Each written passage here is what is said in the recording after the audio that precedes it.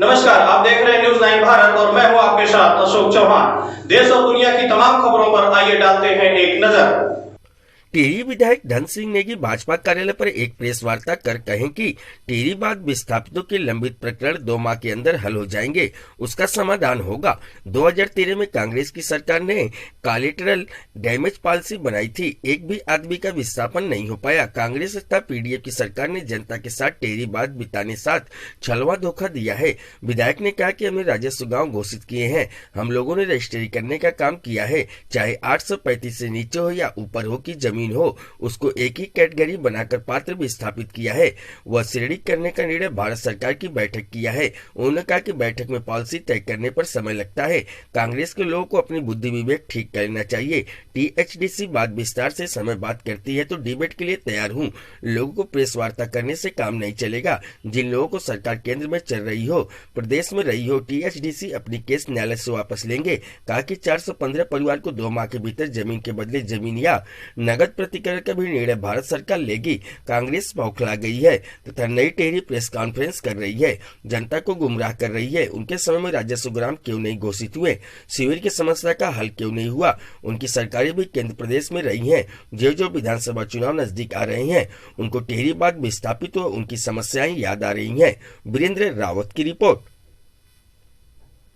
और माननीय विधायकों के साथ जो बैठक हुई है उसमें 2 माह के भीतर सभी समस्याओं का समाधान होगा।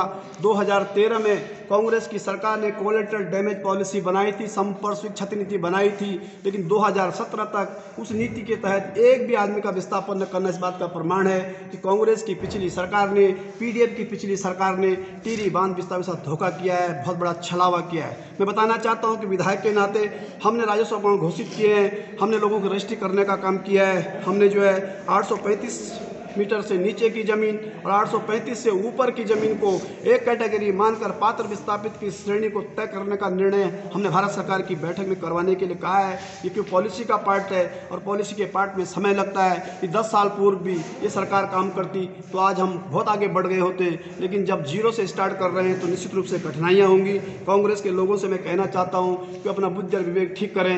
यदि आपको टीएचडीसी और बांध विस्थापित के संदर्भ में धन सिंह नेगी से कोई बात करनी हो तो मैं उनके लिए डिबेट के लिए तैयार हूँ, तथ्यों के साथ मैं तैयार हूँ, क्योंकि लोगों को छलावा करने से काम चलेगा नहीं, क्योंकि नई टीम में प्रेस कॉन्फ्रेंस करके काम चलेगा नहीं। जिन लोगों के केंद्र में सरकार थी, प्रदेश में सरकार थी, यहाँ के जो जनप्रतिनिधि थे 10-10 साल तक रहे, 5-5 साल तक मंत्री रहे, सुपर सीएम रहे, उनको बताना पड़ेगा 415 परिवारों का पात्र विस्थापन का आपने कौन सा काम किया है। 2013 में जब कोलैटरल डैमेज पॉलिसी बनी है, टीएचडीसी हाईकोर्ट क्यों गई है, आपने कौन सी धक्का मुक्ति पॉलिसी में की है जिसके कारण टीएचडीसी को जो है उसे आपत्ति होने लगी। हमने तय किया है कि टीएचडीसी जो है उस पॉलिसी को वापस लेगी, उनकी ग्रीवेंसेस को सुना जाएगा, शिकायतों को सुना जाएगा, राज्य सरकार निर्णय लेगी।